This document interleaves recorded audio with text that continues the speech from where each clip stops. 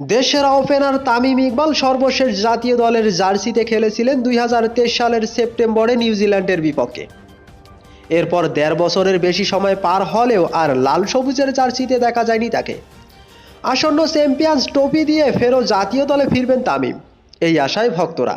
যদিও তামিম জানালেন ভিন্ন কিছু, জাতীয় দলের জার্সিতে আর দেখা যাবে না তাকে, এমনটাই জানিয়েছেন পাকিস্তানের সাবেক তারকা ক্রিকেটার শহীদ আফ্রিদিকে। গতকাল শুক্রবার 3 জানুয়ারি আফ্রিদির ভেরিফাইড ফেসবুক পেজে প্রকাশিত এক ভিডিওতে দেখা যায় নিজের আন্তর্জাতিক ক্যারিয়ারের ভবিষ্যৎ নিয়ে কথা বলেন তামিম। এ সময় অবসরের বিষয়ে তামিমের কী ভাবনা জানতে চান আফ্রিদি। জবাবে তামিম বলেন, জাতীয় দলে আর খেলছি না। অবশ্য তামিমের অবসরের মন্তব্য এখনও আনুষ্ঠানিকভাবে কিছু জানায়নি বিসিবি। এর আগে বিসিবি প্রধান ফারুক আহমেদ জানিয়েছেন, আসন্ন চ্যাম্পিয়ন্স ট্রফিতে সুযোগ রয়েছে তামিম সাকিবের, যদিও আপাতত বিপিএল নিয়ে ব্যস্ত এই ক্রিকেটার।